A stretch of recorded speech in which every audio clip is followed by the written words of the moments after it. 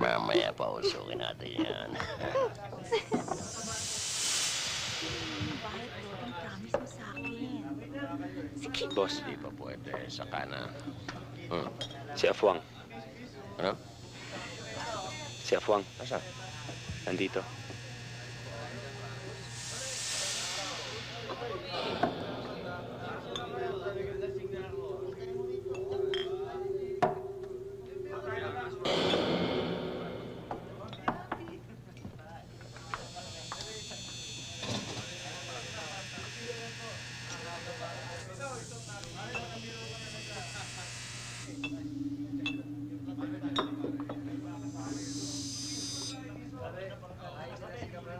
Mamaya, tikloy na yan.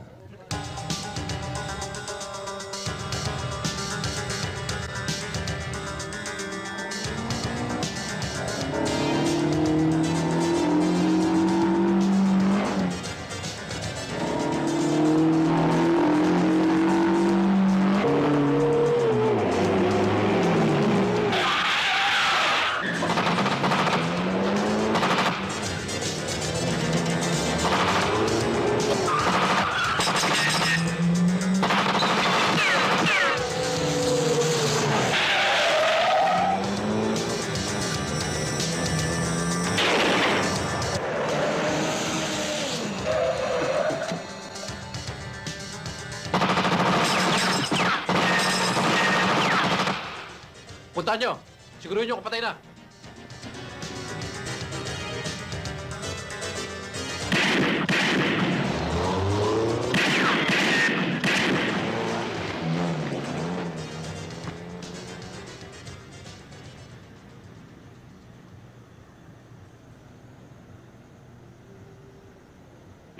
Ba sapat yung pinalaya ka ng pera ni Emil? Kaya pwede ba wag mo na ako susundan? Hindi mo pa rin ba ako naiintindihan? Halos mamatay na ako sa takot. Alam mo ba yon? Layuan mo na ako! Iwanan mo na ako! Hirap na ako! Utang na loob! Takot na ako kay Emil. Akala niya meron akong ibang lalaki. Pero alam mo, hindi totoo yon, di ba? Alam mo yon, kaya pwede ba? Iwanan mo na ako! Lumayo ka na!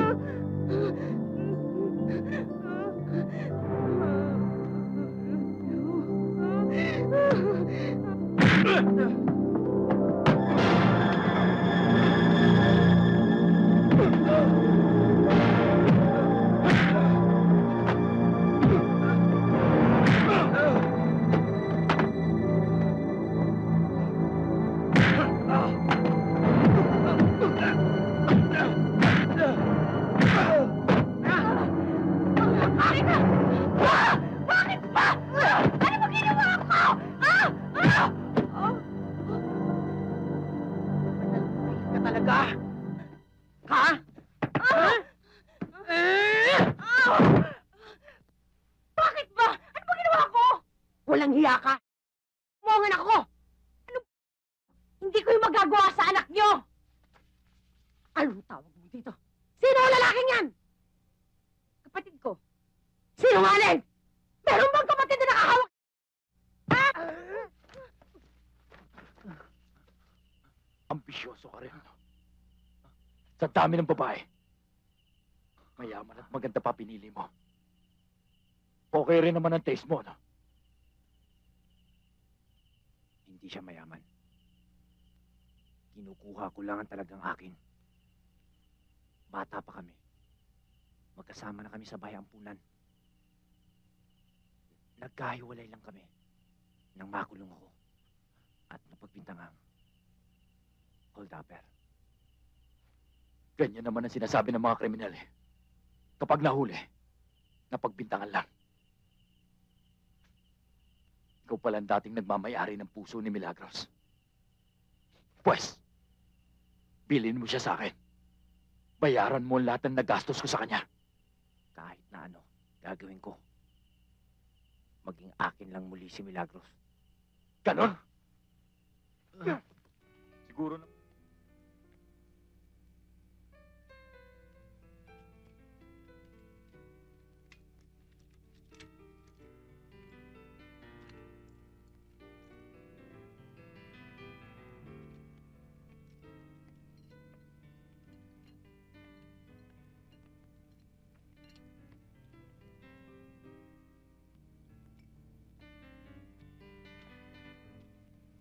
Cheers?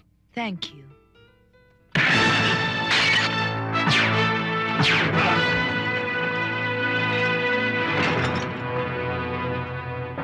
Come on, finish your dinner.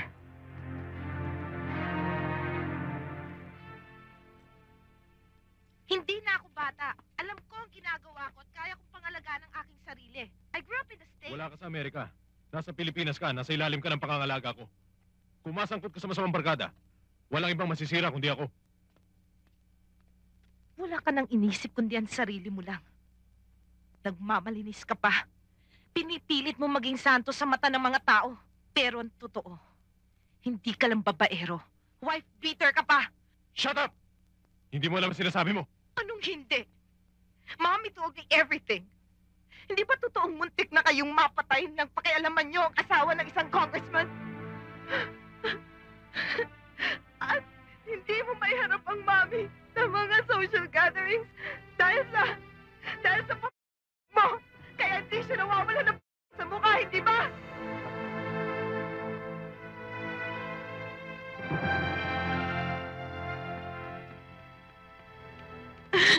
Bakit? Ano nangyari? Get me out of here. Ayoko na sa impyernong bahay na ito. Please, let's go.